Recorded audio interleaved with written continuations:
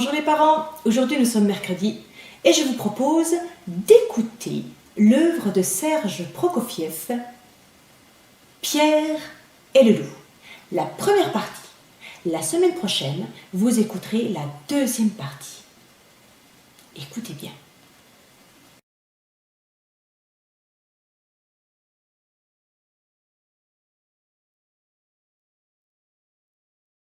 Un beau matin, le petit Pierre ouvrit la grille du jardin et s'en alla dans le grand pré vert.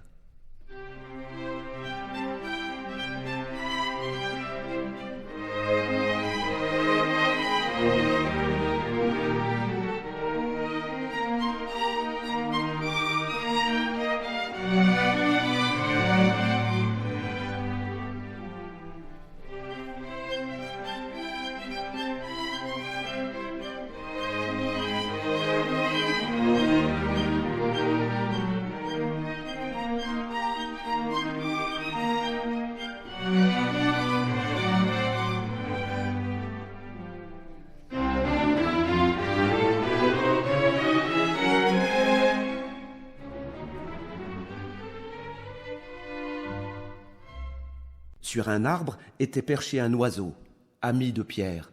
« Tout est calme » gazouillait-il gaiement.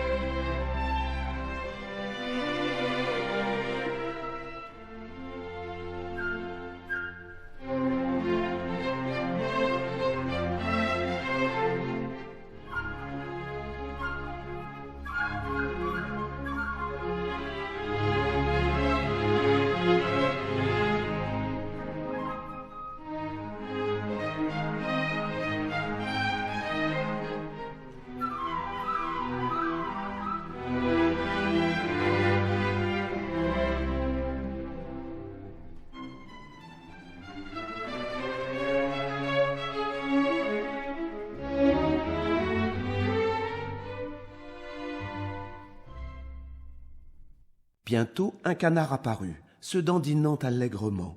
Tout heureux que Pierre n'ait pas fermé la grille, il en profita pour aller faire un plongeon dans l'étang, au milieu du pré.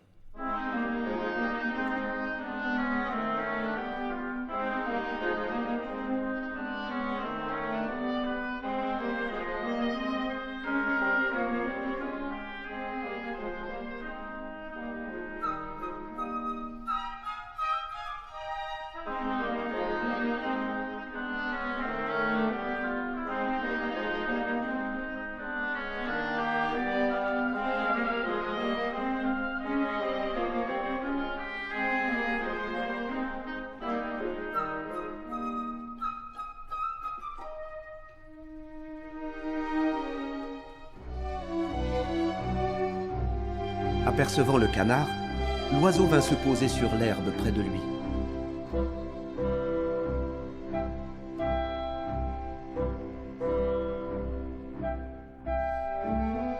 « Quelle sorte d'oiseau es-tu qui ne sais pas voler ?» dit-il. À quoi le canard répondit : « Quelle sorte d'oiseau es-tu qui ne sais pas nager ?» Et il plongea dans l'étang.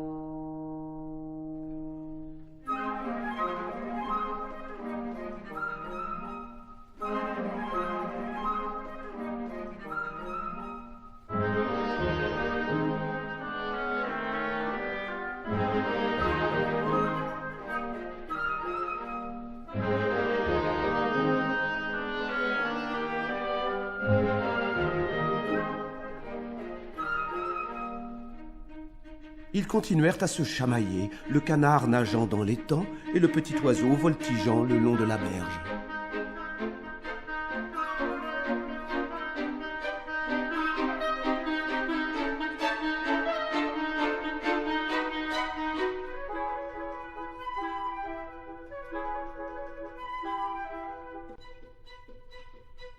Soudain, quelque chose attira l'attention de Pierre. C'était le chat qui s'approchait en rampant dans l'herbe.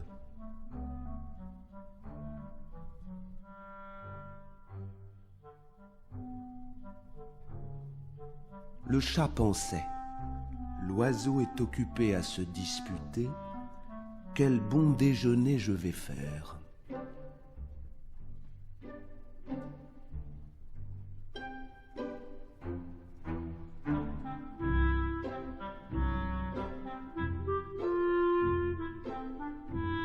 Comme un voleur, il avançait sur ses pattes de velours.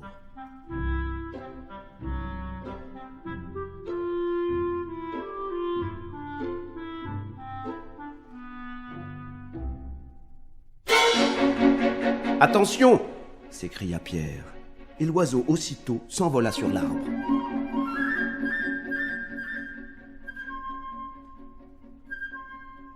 Du milieu de l'étang, le canard lança au chat des « quack quack » indignés.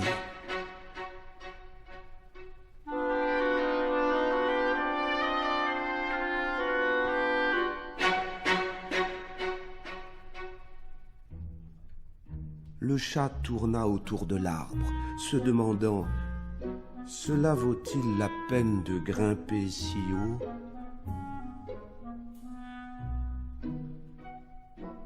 Quand j'y parviendrai, l'oiseau sera envolé.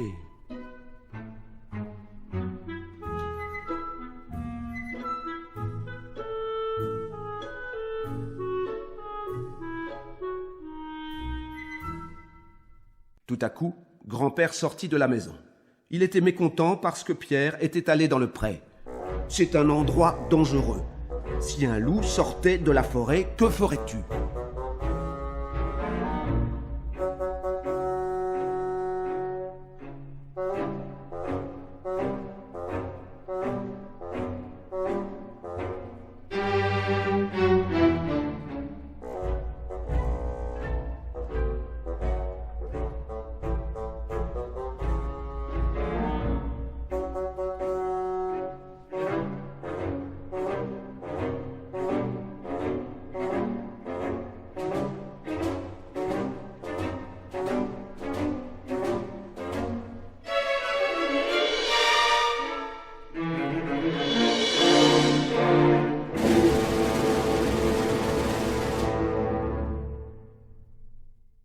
Pierre haussa les épaules. Un grand garçon comme lui n'avait pas peur des loups.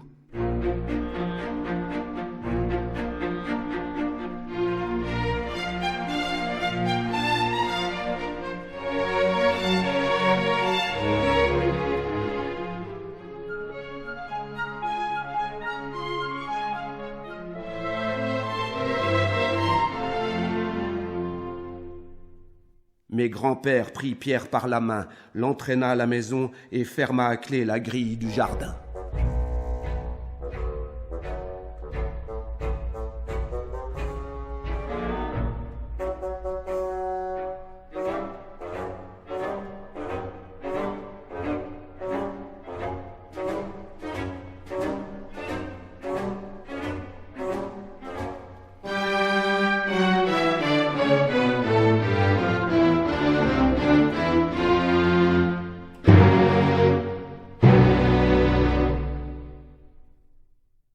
À peine était-il rentré qu'un grand loup gris sortit de la forêt.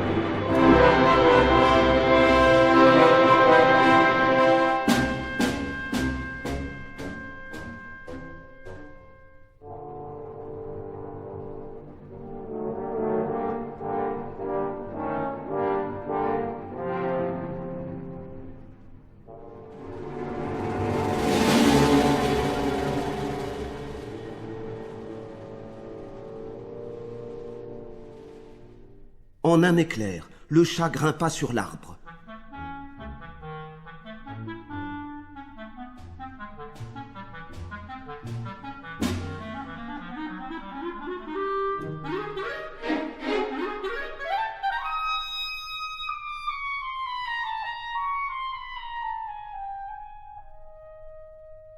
Le canard se précipita hors de l'étang en caquetant.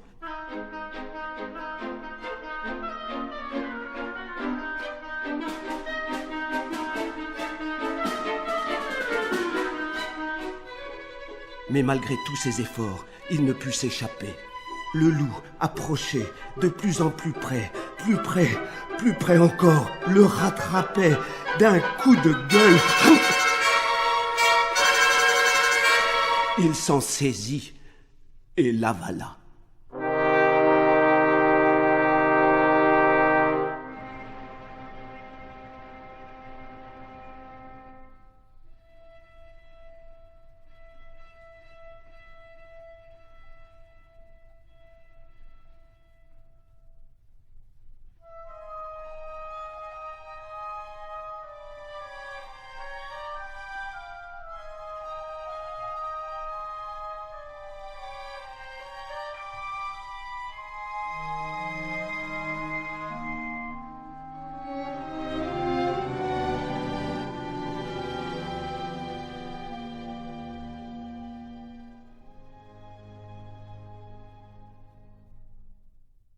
Bien, maintenant, voici où en étaient les choses.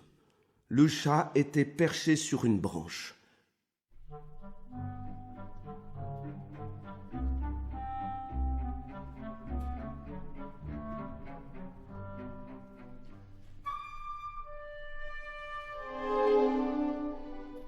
L'oiseau sur une autre.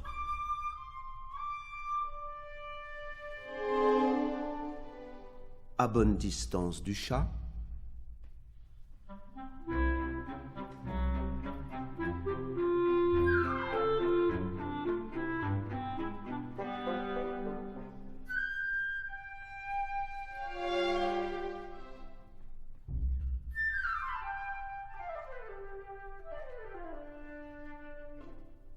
Tandis que le loup tournait autour de l'arbre et les épiait d'un air vorace.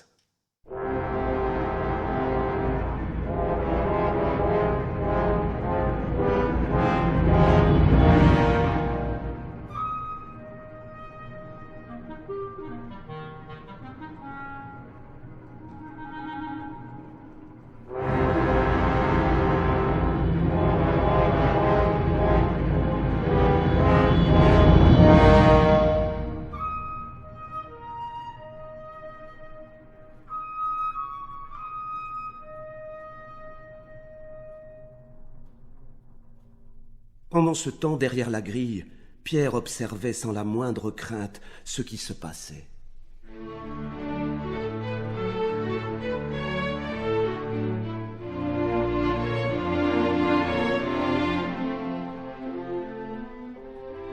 Il courut à la maison, prit une corde et grimpa sur le mur.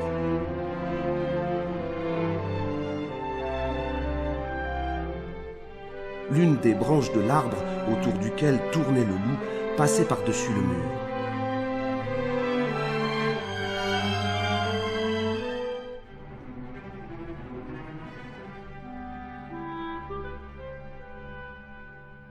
Pierre agrippa la branche,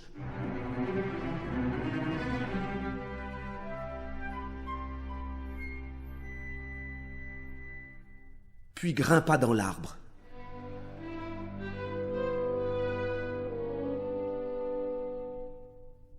Pierre dit à l'oiseau « Vole très bas et tourne autour de la tête du loup, mais prends garde qu'il ne t'attrape. »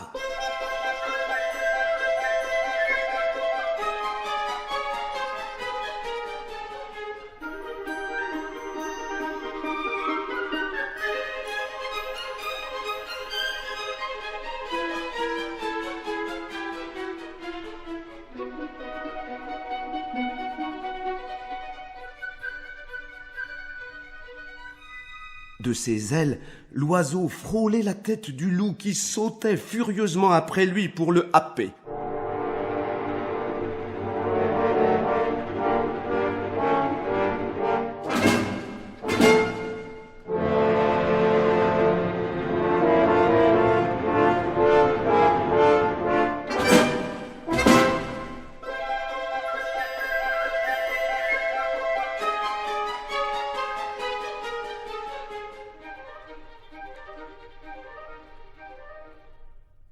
Oh, que l'oiseau agaçait le loup, que le loup avait envie de l'attraper, mais l'oiseau était trop adroit et le loup en fut pour sa peine.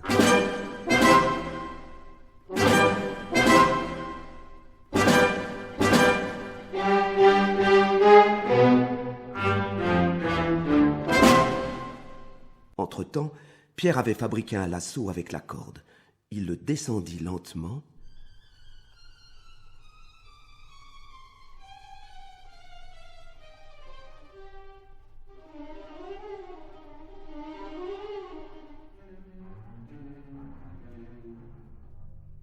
Il attrapa le loup par la queue et tira de toutes ses forces.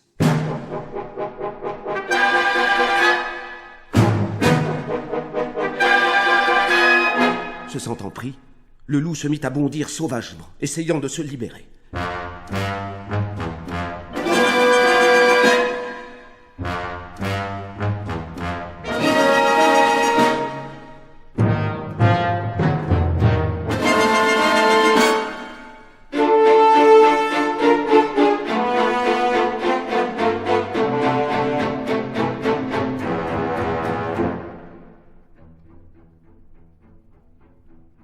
Mais Pierre attacha l'autre extrémité de la corde à l'arbre.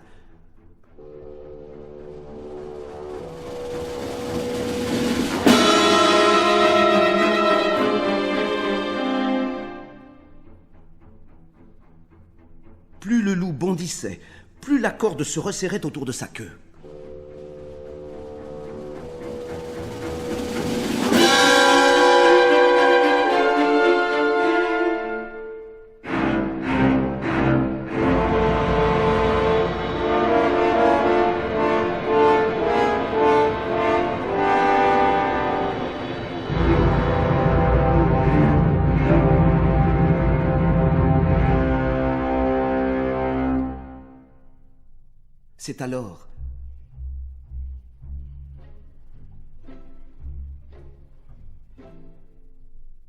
C'est alors que les chasseurs sortirent de la forêt.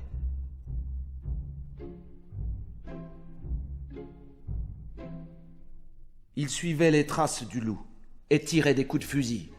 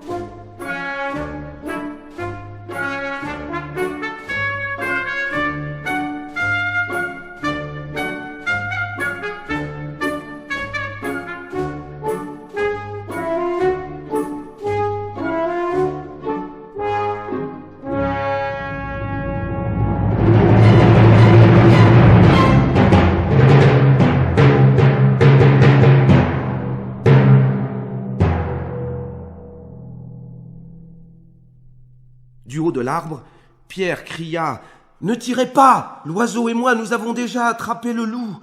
Aidez-nous à l'emmener au jardin zoologique. »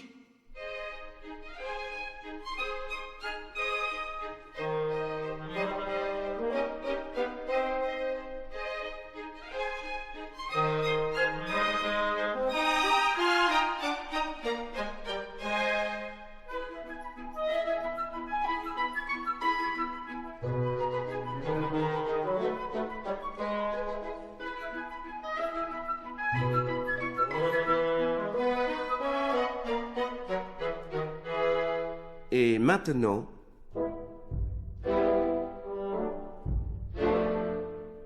imaginez la marche triomphale.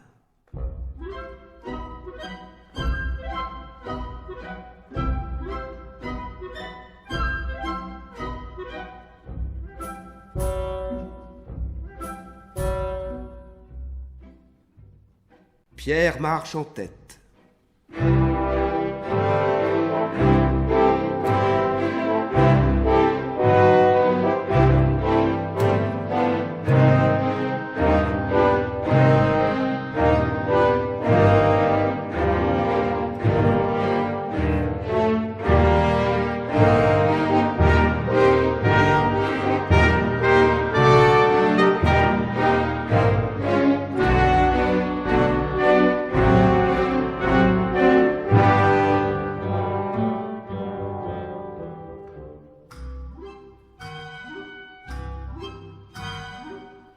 Derrière lui, les chasseurs tirant le loup.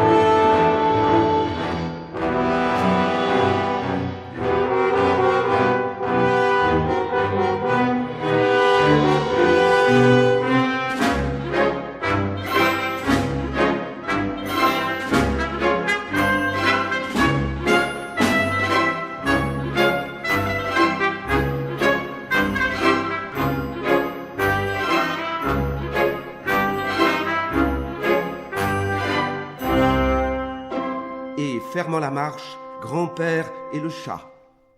Grand-père hoche la tête en grondant « Ah, et si Pierre n'avait pas attrapé le loup, que serait-il arrivé, hein ?»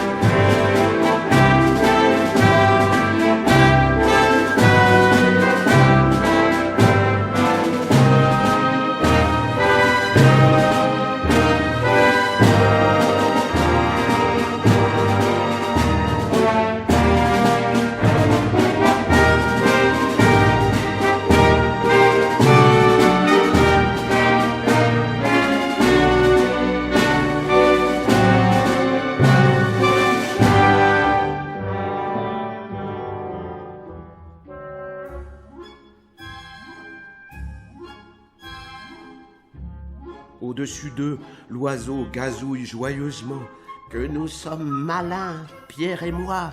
Regardez ce que nous avons attrapé. »